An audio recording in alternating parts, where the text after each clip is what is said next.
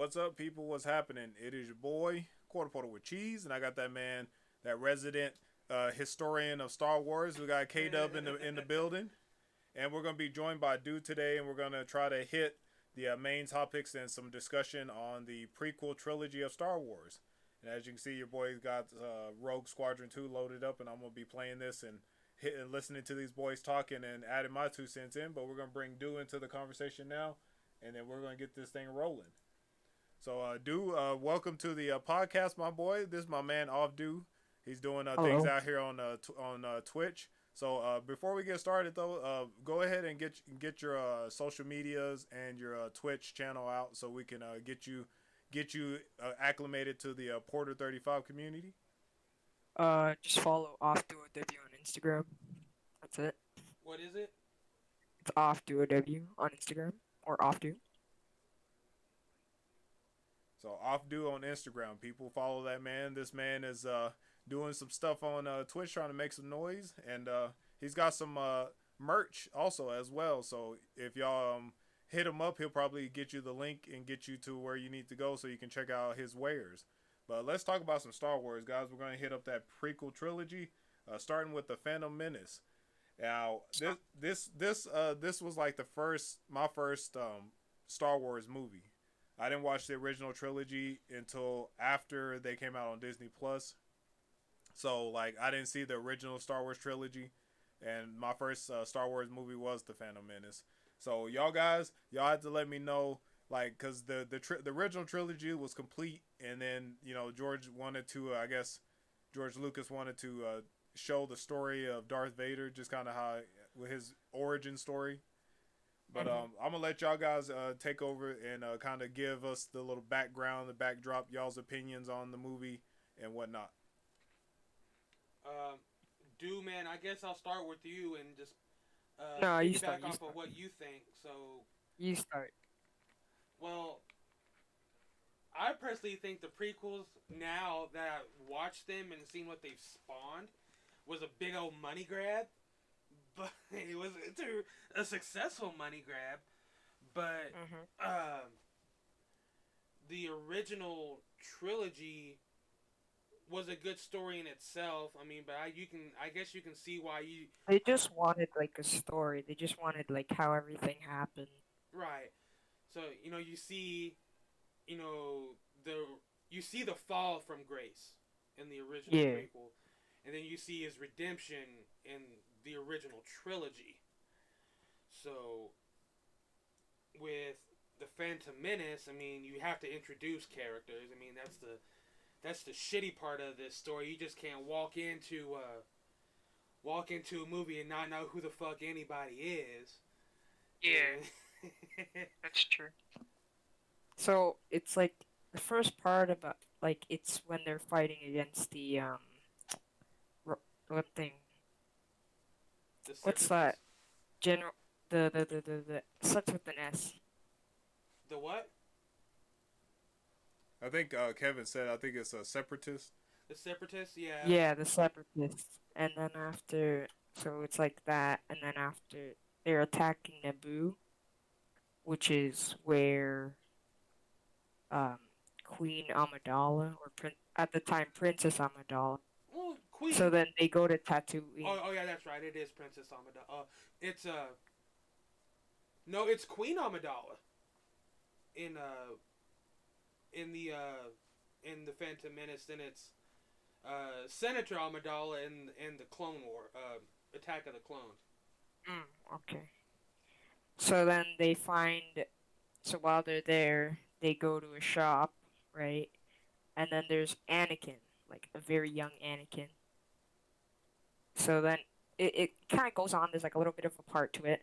And then after, when they're going back to Naboo, wait, no, they're going to Coruscant, which is the Republic home planet.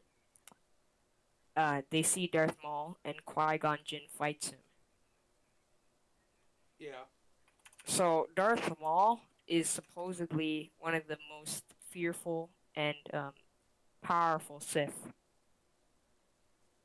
and and then Qui-Gon Jinn was very good. Like he was um, a master, and He was very strong in the Force, but Darth Maul tired him down surprisingly. So then, after they knew he was a Sith Lord, but they did not believe um, Obi-Wan and Qui-Gon when they said the Sith has returned because the Sith had been extinct for at the time. Yeah. And then after they go back to Naboo because the Separatists and the Sith take captive of the palace, which is what controls everything. Yeah. So then the Jedi go back and then they try and fight off the Separatists. Then there's Darth Maul, right? Mhm. Which is like, and then he fought Obi-Wan and Qui-Gon, right? Yeah. So then the fight goes on and stuff.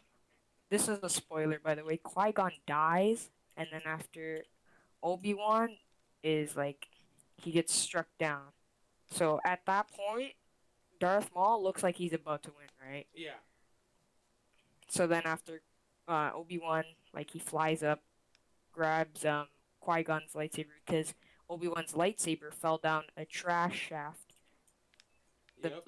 The one where they put all the trash, like the big hole. Yeah. And then he flies up with the Force and then cuts Darth Maul in half. It is important to this is the more important tidbit. Darth Maul does not die in this act. He does not die. He comes back in I think you see him in Rebels and the Clone Wars. But that's a big piece. Darth Maul does not die when Obi-Wan strikes him down. He was sent to a trash planet with all the other trash. Yeah. He only had his lightsaber. That's what he lived off of. Rats, lightsaber, and scrap. But I want to know just how he freaking lived. Nigga got cut in half. He fought Obi-Wan again, like later on. So then after, they have a ceremony and a funeral for Qui-Gon. And that's kind of the first one. The second one is like Anakin begins to like grow up and like he learns about the Force and he has like his first lightsaber. And then they find out about a clone manufacturing place in a planet. It's a red planet, I forgot what it was called. Well, I was gonna say before we'll get to Attack of the Clones. Yeah. But did y'all have any any kind of like what was your assessment of the Phantom Menace as a movie in itself in the Star Wars universe? I think it was pretty good. It was very explanatory, but like it was very dependent with like so other movies you'd just want to watch the other movies, you know. It's not like a movie that you just watch and then after. Oh yeah. You just can't watch these movies. Like you just can't be like, oh, I'm done. Like no, you gotta watch. You gotta watch all 6 for them to make sense. The last 3, 7, 8, and 9 kind of stand on their own because they're bad. They're not. Yeah, they're horrible. But they're just not directed properly. Yeah, and they don't go off of what you've seen the last maybe 30 years or so of what you expect Star Wars to be. They're like homologations of all the expanded universe books. I mean, Kylo Ren, is the son of Han Solo and Princess Leia. I mean, they even get married in the book, so like that part is legit. But all this, and then Luke running, it's basically just a remix of, not a remix, but like a mix of everything that happened in the books after Return of the Jedi. And it's just a book, like everything in the book, and then after they didn't have enough, so they started to make their own. Yeah, it's this which weird, was a mistake, in my opinion. Well, so for me, when I saw Phantom Menace, I did like enjoy the pod racing scene. I thought it was kind of neat how they did it. For most Star Wars people, I guess they probably don't really care for much for the pod racing. No. But like for me, the first time I saw it, I thought that was kind of neat. Well, the usefulness of the pod race is that they had to incorporate Anakin's legitimacy with the Force. You just can't walk into a bar and say, "Hey, I got the Force," you know. So the pod race was a plot device. It's like, okay, this is how we know, or this is how he can prove it. Yeah, he can prove himself to be like a Jedi, really strong in the Force.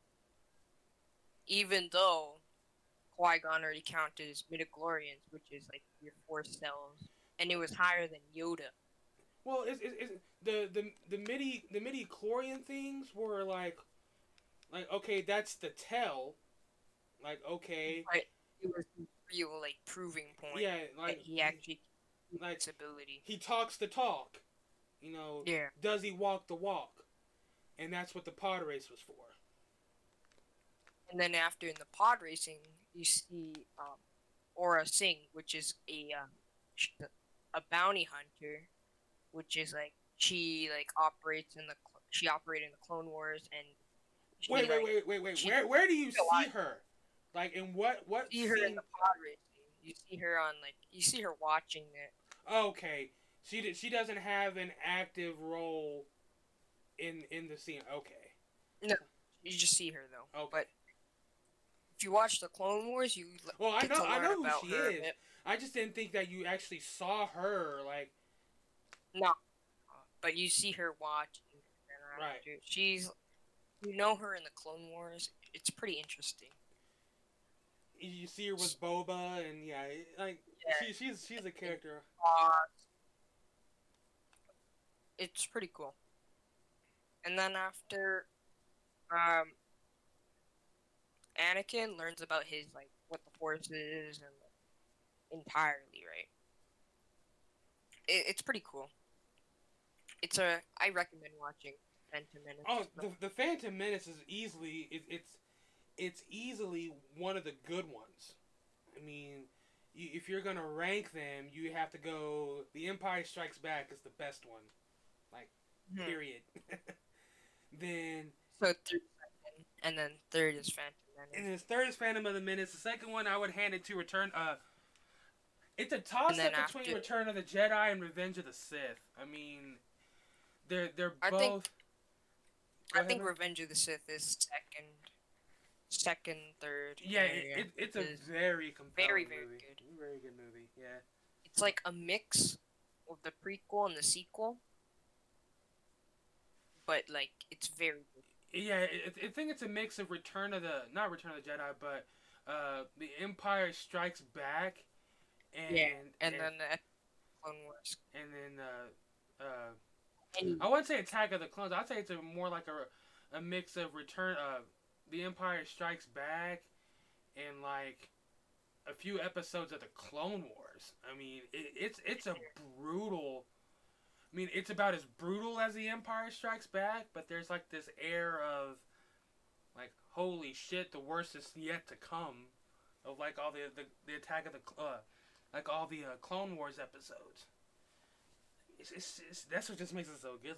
This shit ain't over yet. This ain't even the worst part of it yet. As fucked up as this is, this ain't the worst of it. All right, guys. So I was looking at the time here. Let's transition into Attack of the Clones. Now, this is my favorite one in the prequel trilogy. I actually enjoyed watching this one a lot.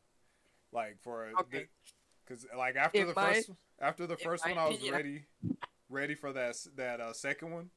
I was like, okay, well, when's the next one come out?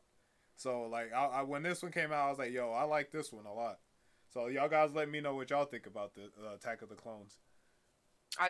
It's not as good. It's not really Star Wars-ish. It's more like a romance kind of story. I thought it was just and it's under Phantom. I think it's under Phantom Menace or Return of the Jedi.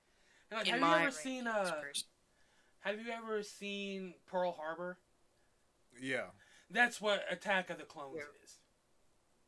Yeah. I never thought of it So like that. what it is like, Anakin begins to learn about his Jedi powers. He learns how to fight and like use his lightsaber. Well, And then after they find, well, Attack of the Clones takes place. I think it's 10 years after the events of the Phantom Menace. So yeah, Anakin has had time to train. So you don't really get. One thing I really wish they would have done was put a movie in between the Phantom Menace and Attack of the Clones. That way you would. what I kind of mean is like that, like he gets cocky, right? But he learns how to control himself later on. And You know well, what I mean? that happens a lot in Revenge of the Sith and the Clone Wars, the animated series. So if you haven't watched that, I highly suggest you should. It's 6 seasons, like 20 minutes each episode, but they are all so good and they don't take place in any kind of order, except in like season 5 and 6. Like that's when you really get to see the lead in to Revenge of the Sith, because that's what it was designed to be. But Attack of the Clones, like I said, the first half of it is a love story between Anakin and Padme, and then then Shmi dies, and then you see where you see the downslide of Where he begins to turn to the Sith. yeah, you see where it starts, and then the last third of the movie is what the whole goddamn movie should have been. Yeah. Where they fight and then after. But like where it first happens is Anakin meets Padme again. And then after Obi-Wan finds a droid factory. Mm-hmm. All of them find a droid factory. I don't know, but they find a droid factory and in Geonosis, which is like a red planet. It's kind of like Mars a bit, but it's not really. Inhabited then by after- flying rat-looking things. They got the Star Wars Goombas, I'd say. yeah, they are like Goombas. I had to give him And a then- bell for that. They first see Count Dooku, which was a former Jedi. So then he but trained Obi-Wan is he trained Qui-Gon. So true, yeah. So like this, like I So, said, it's a whole lot of Obi-Wan- backstory to these things. That's what makes him also interesting, right? Like there's like so much backstory to it. It's not just the 6 movies. There's enough backstory and auxiliary, storylines to make the whole damn thing like you'd have TV series for like years just with backstories. Bro, like, isn't this like the first time? Oh no, we seen Palpatine in Phantom Menace too, right? But like this is where he starts to kind of build his relationship with Anakin, right? Yeah, well, no, he Yeah. he started building it in the Phantom Menace at the end. At the end. Oh, okay. Yeah, he said, he's like, our expectance is very high for you. Yeah, like right at the very end is where you start to see him like breed his relationship. Like start to talk, and then after, Palpatine is like Anakin's therapist. So Anakin. No, he's his gets mentor. trust. He is his mentor. Yeah. I mean, Yeah. Obi-Wan is his trainer and he's his master, but Palpatine is his mentor, like a close friend, almost like a father figure for him. That's why Anakin began to turn to the Force around his presence. Well, I would know what really set him down the dark path was actually in the Phantom Menace, and to be fair, it wasn't his fault. It wasn't his choice. It was Qui-Gon's choice, because Qui-Gon set Anakin up to fail by rigging the bet between him and his mom. So when he wins the race, Anakin is the one that comes because he couldn't take them both. You know, what's his fucking face? Watto or whatever his name is. Wasn't gonna let them both go. So Qui-Gon's like, okay, I'll take the boy. Not understanding what his mom means to him. Right. So when he wins and goes off and does his Jedi training thing, he's always thinking about her. He's afraid for her. Right, because he was having like visions and stuff, wasn't he? He was having visions in Attack of the Clones, but it is a sticking point in it's a sticking point in the Phantom Menace when he goes to the temple to be evaluated. It is the sticking point of why, like, other than the bullshit of him being too old, it was his fear of losing his mother that really sets him up for his fall from grace. And Qui-Gon just enables him by taking him away. So what does he have? He's in the galaxy basically all alone, no help from mom, can't go back to her whenever he wants. It's like, man, like, what the fuck you expect me to do? And then the one chance, well, basically when he gets like, okay, this is some bullshit, I can't deal with this anymore, and then goes back to handle it, or gets the opportunity to go handle it by keeping Padme with him. He's like, okay. He deals with it in completely the wrong way and just goes off and murders everyone. That's what primed him for that. Yeah. They shouldn't have messed with his mama, bro. Yeah. You can't mess with mama, bro. We go ham for mom though. But yeah, bro, that like, for me, this one was the one that like I liked the most out of the three. I think the last one because I knew that Anakin was going to end up being Darth Vader, but it was just kind of like the whole process of the movie was like, it felt like the third one, like it was dragged out, but like I guess because I was expecting them to like kind of like spring it on you real quick, and then the whole thing where he like kills all the little young Jedi students, I was like, bro, no. Like, you know, you're actually right, but that's not it. You do get it sprung on you. It's just a very like slow way of playing it. Like when he goes off and murders the Tusken Raider village, like every single one of them, that's when the spring happens. So, and when he opens up to Padme about the whole deal, about how he's really feeling, it's like, okay, like he doesn't get over that. Yeah. And then when they all land on Geonosis to go bail out Obi-Wan, and he's like, well, like, I lost my mom, I ain't gonna lose Padme, what the fuck do I do? And that's when Obi-Wan yanks him back, gives him his objectivity back. Like this ain't gonna work. Like, you being compelled by her isn't gonna work for you, because that's ultimately what leads him to fail. In this regard, anyway, he would have been in episode 3 by now. So yeah, sorry about that. It was a kind of a seamless transition. No, in Attack of the Clones, when they're gonna go deal with Dooku for the last time, like when she falls off the transport, like there's a good solid minute of screen time where Obi-Wan is telling, like, get your head out of your ass. Like, we got a job to do. And even during the duel between them two, she is still compelling. She is why he gets his arm cut off.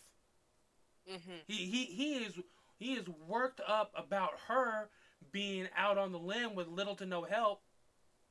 It's like, hey, let's go hot this dude real quick so I can get back to my bitch. You know, that's basically how he's acting. Obi-Wan gets cut in the leg.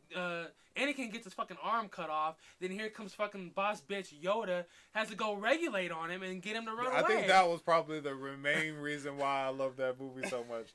Bro, when Yoda came out, bro, everybody in the freaking theater got hyped, bro. Bro, it was like that's one of what it those is. moments. It was like one of those moments where people had seen Yoda as like old and slow and he barely moved around and stuff. Bro, that man was doing flips and stuff. People were losing their minds, bro, when that scene came Dooku out. wanted nothing of him, and you can see it whenever he's like, I ain't fucking dealing with your little green ass. I'm gonna go hot these two other dudes real quick and see how you handle that. It's like, I'm about to squish these two. Like, you can either kill me or save them. Who's it gonna be? And then kind of hard to The have. reason why it is all like jumpy around and like super fast is because he uses Form 5, which is a Taru, which is like mostly like jumping and like dodging and sliding, and Yeah. it's really hard, especially in real life to try with a heavy ass lightsaber. It's really hard to do. Yeah, his stature lets him be nimble. Like it's Yeah, because of his like how big he is. Yeah. He's like not too big and like really heavy. He won't Therefore, making overpower him you. like very agile and nimble. So he has to cut you when you're trying to. His chance to strike you down comes when you're trying to acquire him. Like he flips over here, you're looking back. Next thing you know, you're getting your head cut off, and you see that in Attack of in Revenge of the Sith too. That's actually one of my favorite scenes in that movie. But that's Attack of the Clones. Is like the first half of it is setting up the love story between Anakin and Padme. The last third of it is establishing the need for that's literally the title of the movie, Attack of the Clones. But it was like the one clones, right? The ones that the Separatists were making. And then, like, they brought the stormtrooper clones in. No. The this is Separatists. where The Separatists also are using the droid army. So the droid is those robots, right? Yeah, the droid army was in the first movie. That's what sets all this up. So and this is where Obi-Wan goes to Kamino and meets Lama Jango Fett. Yeah, he meets Jango Fett. He's the original stormtrooper clone, right? Yeah, he's the original clone. Period. Oh, okay. So stormtroopers, we'll get to that after Attack of the Clones because there's a tie-in for that. Not Attack. Jango Fett they cloned him and made Boba Fett, right? Yeah, Boba Fett. No, well, Boba Fett is more like his son. He's an unaltered. But it's like his clone, though. But he is his clone. Right? Yes. Jango Fett was a cloned child with a personality. So Jango Fett. So like, did they remove the personalities from the? They modified them. Oh, okay. They made him more combat effective. Just Jango Fett, but like serious, and they wouldn't have like certain like, cause like Jango Fett had like a wife, I think, at a time. So like they don't have like love and stuff, but they have like emotion. They turn the clones into like hardened soldiers, basically. So like this is gonna be like off the subject, but like. In the last trilogy, you know how they had the clones and there was like other people under there. There weren't clones. What the heck was that? Those were actual recruits from the planets because I said there's a tie-in between the original clone troopers and from where the Empire went away from them and just started using actual people. Because there's a tie-in for that. The Empire wanted like. They just didn't use them anymore. So because some of them were still tied with the Republic, so they just killed them all, exploded the factories, and that's. And like, just started we're not gonna grow our soldiers anymore. We're gonna conscript them. They're gonna They might be the end. All right, so then now since we kind of like we went everywhere on that one, but like let's hit up Revenge of the Sith. Like I told you earlier, they all tie into each other front and back. It's not just a linear progression for these movies. They have to make everything fit if you're looking at it one way, and then and everything else still has to fit if you're looking at the other way coming back. That's what makes them all so good. That's what makes them all bulletproof. In terms of continuity, like they were built to be seen backwards and forwards, but you don't lose anything not watching them in any particular order.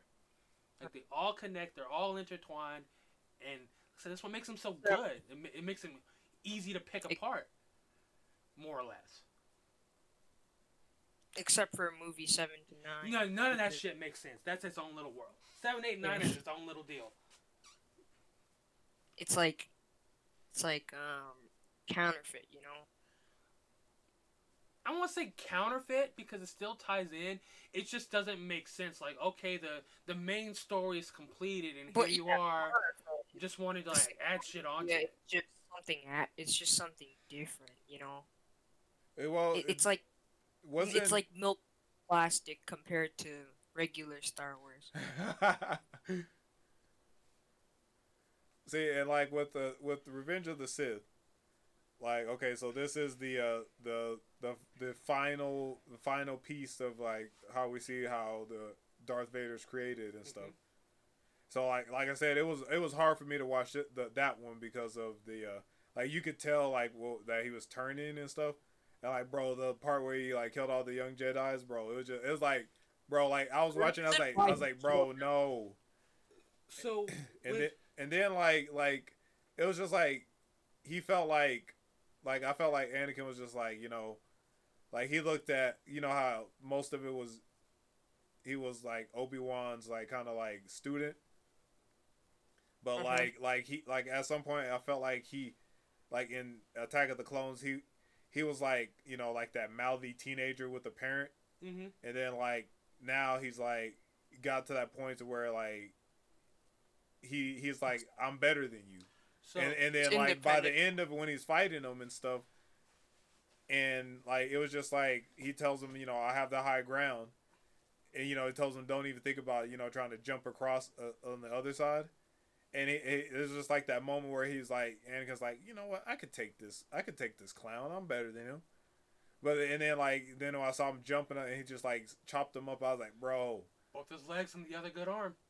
So this is where Obi-Wan loses him. Obi-Wan loses him. He technically loses him at the end of Attack of the Clones when he gets married. So, but in Revenge of the Sith, Obi-Wan's grasp on him. No Anakin in him anymore. Yeah. Obi-Wan's fighting a Sith now. Obi-Wan loses Anakin, where he says, I have failed you. This is where he failed. He failed when he cut Dooku's head off. Yeah. That's when he failed, because Obi-Wan wasn't in his ear. It was just Palpatine. Oh, yeah, that's right. Just Palpatine. Right. Cuts his head off. Yeah. Cuts his head off. Then where you lose him for good wasn't when whenever they go to arrest Palpatine. It was when Windu says, that motherfucker's gotta die. It was right then. That's when he's gone for good. Because he's like, he must live. Even though he wants him to live because he wants to keep Padme from dying. But that's the same excuse. It was the same excuse as to why they should have kept Dooku alive. For a different... Dooku was supposed to be kept alive for a different reason because it's the Jedi way to not kill him. It's the Sith way to use somebody as long as they're useful. True. So when Windu says like, fuck that, we're killing this dude, we ain't having this shit no more. It's like, that's when he turned, you know, when he cuts off his wrist and then Palpatine blows him out a window, you know, all that shit was just like holy shit. The reason why Windu didn't hesitate to kill him was because his lightsaber, one of the reasons was because his lightsaber color was purple, which is a color mixed between blue and red, which is like the two Sith and like Jedi colors, right? Mm-hmm. So he uses Sith, like if you're attacking him like in a Sith way, he can reflect it back to you anyways. So, no, the real reason, Mace Windu was always one to like, hey, like, fuck what you heard, let's just get the job done. If like he knew that the Jedi were screwed if Palpatine was who Anakin said he was, which is the Sith, like the rule of two. Yeah. He's the master. So so Window's like, hey, if we have a chance to hot the master, let's fucking do it. Like, all this other shit be damned. Because if we don't, like, we're not gonna survive. We ain't gonna make it. And that's exactly what happens. That's why Windu wanted to kill him. Like, you have a chance to take out a master. So did he kind of like step over his bounds by trying to kill him? No. Cause like it would seem like you would have to have the order from like the council to be like. No. He was the council. Yeah, he was the only person in the council who can decide, and like he legally. Yoda was on Kashyyyk, helping the Wookiees. Windu was the next one in line. Ah. Like, what do you expect him to do? To take time out, like, hey, hold on a second before I kill you, let me make a fucking phone call. Like, hell no, he's just gonna hot that dude right there and then. And call it good. But since Anakin decided, like, hey, I need him to help me keep my wife alive, not knowing exactly what is to come, right, cuts his arm off, and, Palpatine shoots him out the window. And then Palpatine, it's like, follow me, and I will. Well. Before the scene where that happens, like if you kill me, I can't help you save the one you love. And he's like, "What the fuck you say?" Like, and that's like when Palpatine tells Anakin, like, "Hey, I'm the guy you're looking to kill." He's like, "Holy shit! let me go tell my boss real quick. See what we need to do here." And Palpatine's like, "All right, bring him. About to kill these motherfuckers anyway." So, like, that's how it is. And then when Anakin looks at the totality of what had happened, it's like, holy shit, what do I do now? There's like nothing much you can do. Like, if you follow me, I'll make sure that, like, I'll end the war and keep Padme alive. I'll do this. Just follow me. Like, she had a condition where she just like died in the childbirth, right? No, she didn't have a condition of anything. She literally died of a broken heart. Because of Anakin turning, or what? Yes. She got killed by Anakin. No, she didn't. But the thing was, they could get the babies out. No, she was alive when she gave birth. If you pay attention to that movie, that bitch is yelling, screaming, squinting, and squeezing 2 babies out. That bitch wasn't dead. She is alive and well. She died of a broken heart because of what Anakin was about to do. She knew it. It wasn't what she had already done. It was what she was about to do. Was it the part where he killed all those kids and the thing, or was she doesn't know about that yet? Okay. She doesn't know about that. She knows what happens when she goes to look for him. At the Jedi place, right? No, when she goes to Mustafar. It's the lava planet where where they duel it out at the end. Oh. That great castle will later be. Not quite long, but Obi-Wan tells her that he's turned on the Jedi. Right. Not the extent of which what happened. No, he does tell her that. She doesn't buy it. So so Anakin reaches out to her. It's like, hey, I'm here. Meet me here. Like, I'm on Mustafar. Come to me. That's when Obi-Wan tags along. This. Oh yeah, that's right. They were. That's how he finds him. And then, so she's freaking out, wigging out about what he stands accused of doing. And then he basically just verifies it. Verifies it. Like, yeah, I did it. Like, I'm building my new empire. Like, because he's like, hey, fuck the Emperor. I can kill him. He does. But the Emperor ain't shit. I can deal with him. And Padme's like, really? Like this is what's going on here? It's like, I can't do this. And then that's when Obi-Wan pops out. It's like, okay, like, me and you are about to have problems. And then they duel. Well, then they go on to duel, but Anakin chokes her, I won't say chokes her out, but he chokes her to the point where she collapses. She's alive.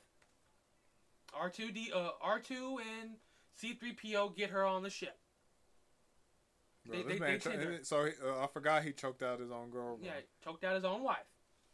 That's abuse. That is abuse. But she is very much alive when the babies are born. This is like just the movie where Palpatine starts like coming out to Anakin, in a way. Yeah. Well, So there's the part where he tells him to slice off the neck. yeah, And there's that's the what I'm part saying. when he tells about That's Darth what- Plagueis, which was his master. Yeah. Because who knows? Everyone thought the Sith were extinct, right? And Yeah. how does he know that, right? Making him Yeah. a Sith. He I was see what you're Plagueis- saying, dude. He was Plagueis' apprentice. Uh-huh. So, but like, And then after, he just says he's a Sith Lord. so like I say, like Anakin's real fall from grace starts when he kills Dooku.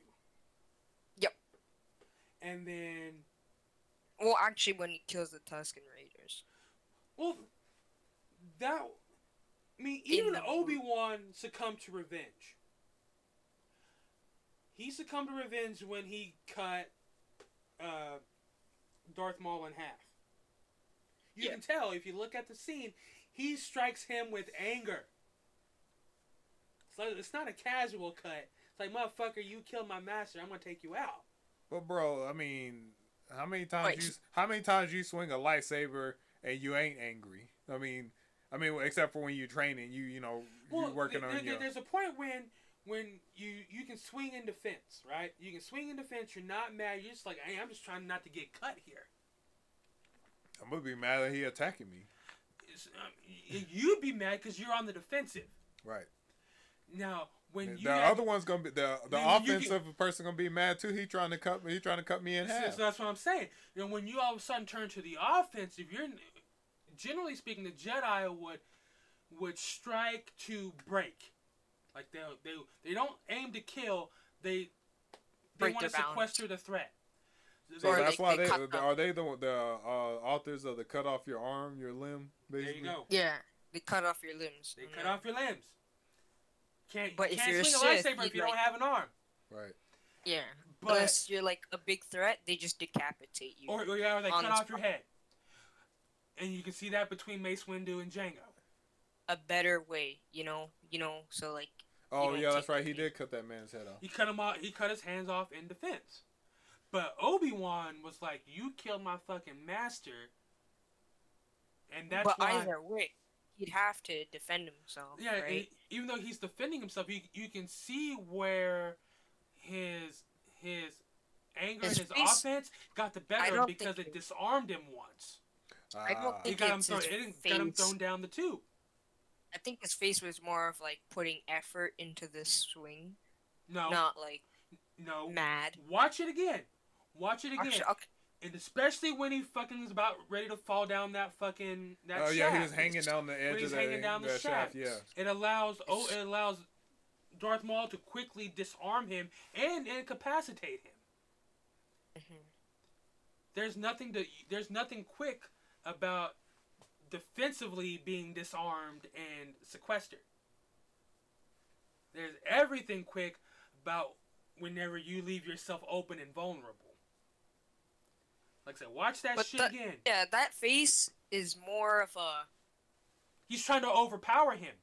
That's what he's trying to do. Like he's attacking him out of anger, trying to overpower him. Not break, not trying to get out of there in one piece, none of that shit. He is actively trying to kill him. Watch that shit again and tell me I'm wrong. I just watched it. Watch that man said he shit wa- again. that man said Watch he that watched it. shit again and tell me I'm wrong. We should I call just the watched it. podcast. Watch that shit again. Like you just watched it. Watch it again, and then watch it considering what I just told you. Okay. Oh, okay. This video has really bad quality. So I go It's back got to the Disney it's got the Plus now. 360p quality going on. Yeah, it's www.bandicam. Oh, I gotta ew, go on bro. Disney Plus. You. Like I said, watch that shit again and tell Let me me go on that Disney Obi-Wan Plus. ain't trying to kill that motherfucker. But yo, so like, what did y'all think of like the actual conclusion of the movie where Palpatine's like, my apprentice is out there. My precious. And he's like sends his boys to go pick up Anakin out in the middle of. They just let that man Obi-Wan just left that man out there, bro. That's the difference between Obi-Wan and Maul and Obi-Wan and Anakin. Obi-Wan wanted Maul dead. With Anakin, he couldn't kill him.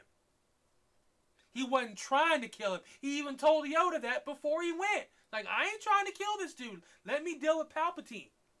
Like, I'll kill him. He thought Anakin could have a chance at turning back from where he was gonna go. At that point, but no. Darth Maul was already a Sith. He was never gonna change. At that point, no. You can't deal. Well, it's unsound tactical doctrine to think that you can get your enemy to turn in on itself. But listen, he does turn back. But that's not now. Obi-Wan isn't the one that does it. He's not the one that changes him back. That turns him over. It is his son that does that. And when you're dealing with family, that is a little bit different than when you're dealing with friends. I'm just thinking about it for the next podcast we do. I'm mad that this man cut his own son's arm off, bro. He didn't know it then. No, I'm talking about Vader knew that. Oh yeah, that's right. He didn't know. He did not know that. Oh yeah, he didn't know. Okay, but I was just like, bro, I just thought about. I was like, this man cut his own kids off. I was like, bro, he does not know at the time who. All Vader knows is that Luke is strong with the Force. That's all he knows. He didn't know that he's Skywalker. He did. Luke did not know that Vader is his father. That's it. And then after he found out, he was like, I am your father. So who told him that he was the dad? Obi-Wan tells him, but here's how he says it. He phrases it as Darth Vader, like, screwed and murdered Anakin, like they were two separate people. Right. So, but that's how he phrases it. But Luke doesn't know that they're one and the same. So until Vader tells him, he's like, Luke, I am your father. I am Anakin Skywalker. And you see that in Return of the Jedi when Luke calls him by his real name, and Vader answers, that name has no meaning for me anymore. He can still identify in the strictest sense as Anakin Skywalker, but that's not what his identity is. That's not who he is anymore. He's not that boy that didn't have that grew up. He's not him anymore. He is this, hardened, evil master, like the suppressive hand of an unruly emperor. That's all he identifies himself as. Like, nobody wants shit to do with him because they don't want to die. They don't want shit to do with him because he doesn't want to make things unpleasant for them. He is the strong hand of the long arm of the emperor. Dang, That's all Vader is in 4, 5, and 6. Bro, next time's the podcast gonna be lit though, cause this is the actual trilogy, the OG stuff, and I've only watched them the one time, so y'all gonna be able to fill me in on the blanks and stuff, kind of hit me some of the highlight characters and stuff, or scenes that I might want to rewatch again from the original trilogy. There isn't any that I can think of right off the bat that are relevant to the original, the prequel movies. I mean, there's some iconic scenes, but don't have anything to do with the prequel movies. Like when Vader's trying to kill Luke when they're in the trench, the Death Star trench. Oh, the Force is strong with this one. That's an iconic scene, but it doesn't have anything to do with the original three, other than the fact that watching it, that Luke is one of the twins, one of his kids. That's the only thing that's how you only know who he is. And then, or the kiss in A New Hope between Luke and Leia. I mean, that's some what's that shit called, incest, but on the fucking lips and everything. Incestuous scene. But they don't know they're related then either. Right. They find out they're related in Return of the Jedi. So, I mean, George Lucas's mind is a little twisted, bro. He was coming up with all these characters, and then like these situations that they was in. The dad and chopped the son's arm off, and Yeah, like there's iconic scenes, maybe like 98% of which have no bearing on the prequel movies. but like they tie But and they fill tie in with in, it, yeah. they tie in and fill in the gaps of Yep. Okay. If we're gonna have that kind of talk, we'd have to do it over Return of the Jedi by itself. Yeah. Because that's where Return of the Jedi is what ties the prequel movies to the originals. It's not A New Hope. It's not, The Empire Strikes Back. It's the first little scene where Luke comes back to Dagobah to finish his training. That's where it all ties together. And that's what establishes the redemption of Vader. I mean, it does it. That little part that ties the movie, that puts all the movies into a nice little bow, right there. It's not the ending of the movie. That scene right there is what does it. It explains everything, what's happened, and all this other shit. And the rest of the movie is like, okay, this is how we finish. This is how it has to end. No more, no less. There's nothing more you can read into it. I see. So I wonder if, like, whenever he's making the original 3, he meant for that the Return of the Jedi to be the kind of the end of the actual, like, Star Wars movies. Like you said, it ties everything up in a bow. So you would it would seem like that ending would have been the original. Like, if he didn't make any more Star Wars, would have been Yeah, good he didn't plan on it. Yeah, that, and then after, when he retired, he gave Lucasfilm to, I think Disney bought it. Yeah. Whenever they produced The Force Awakens. So they made that movie like not too long after the sale of LucasArts to Disney. The Force Awakens was It's the first Disney movie. like It's the first Disney movie. yeah, the first Disney movie, but you can see that it has George Lucas in it. Well, I mean, Like, no, see that though the original 3 have nothing to and do then with George Lucas. Not the original, but the last 3 don't have anything to do with George Lucas. They just use the Lucas trademark because they own Yeah. it. Yeah, but Because like you could see Lucas that had nothing to they do with that. Lucas had nothing just to do see with that that. You can Google that shit. Like, George Lucas had I'm pretty sure the director talked to Lucas about some of the stuff in that first game, that first one. I don't know, Because I think he was not sure of, like, some of the stuff, so he got advice from George on some of the stuff. That's why I was telling you all the expanded universe stuff. Yeah. That's where they drew it from. All that stuff is non-LucasArts. That's all like third party. But the way they wrote it, and I think they tried to, like, capture some of the George Lucas. Yeah, like, they wrote it in the style, and Lucas was okay with them building on top of that because they actually did their research. I'm gonna say this right now. Rise of Skywalker was some garbage. Yeah, it was shit. Yeah, let's not call it doo doo. Let's not call it crap. It was some trash, bro. Shit. It was like that was less satisfying than the last season of Game of Thrones. But we ain't gonna talk about that right here. Yeah, we ain't gonna talk about that either because I but don't bro, watch the shit. so man, we got. I'm glad we got you in on this one because, like, bro, we've been waiting on this one a long time. So the next time we come back, we'll be doing the original trilogy, and we might have to, like, give Return of the Jedi like we can cover it in the next one, but we might have to give Return of the Jedi its own, like, podcast after that to kind of, like, break it down into the little tiny bits and pieces that we can digest. But yeah, so, bro, we gotta do this again. This was fun right here. Like, I learned a lot just sitting here listening to y'all talk about it and stuff. And you were giving those little summaries of the movies, because I had forgot some of the stuff that happened in the first couple of movies in the prequel trilogy. But bro, this was good. I like this. And man, we got rope Kevin in. We got to get him over here so we can keep these things going. Dude, weekends, dude, I ain't doing shit.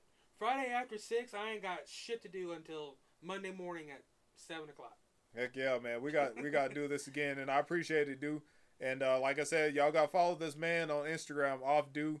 Hey, Kev, you want people to hit you up on Insta? Are you good? my Instagram and all that shit isn't just for sci-fi stuff. I mean, it's a lot of other crap. But if you want to follow me on Instagram, I'll throw it up or have Randy put the links in the Discord or whatever and all that fun shit. All my social media, which I have a lot. I have Instagram. I don't use Twitter, but I have a personal and a corporate Facebook account. So if you want those, you can just hit me up on those. It doesn't matter. I ain't picky about who adds me on what.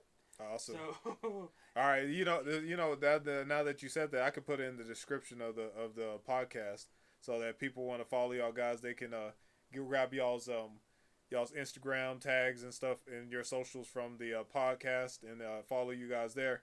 But that's gonna do it for this time, guys. I told Dude that we was gonna try to do 30 and 35 minutes. Before you yeah. Obi-Wan's face was with strength. Yeah, what? Kevin. What? He said it was with strength, bro. It wasn't with anger. He watched it with the HD quality video. Obi-Wan, it's the same shit with who shot first between Greedo and Han Solo. I don't give a fuck what you say. That dude was angry.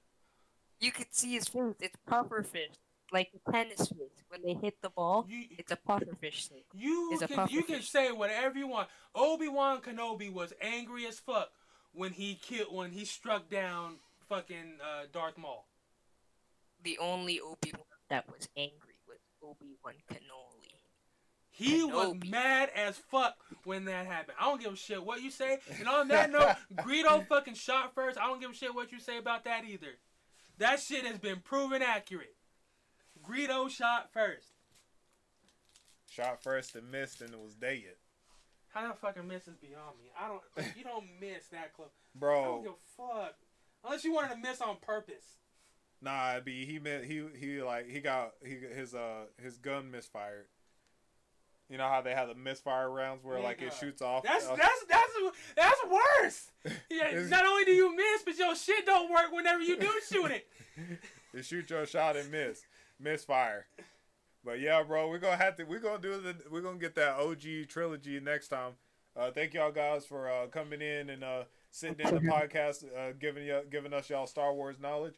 And we'll be back next time with the OG trilogy of Star Wars and the Star Wars podcast. And I'm ready, bro. This was hype. So we're going to get ready to do this next time. I'll catch y'all guys in the next one. Peace.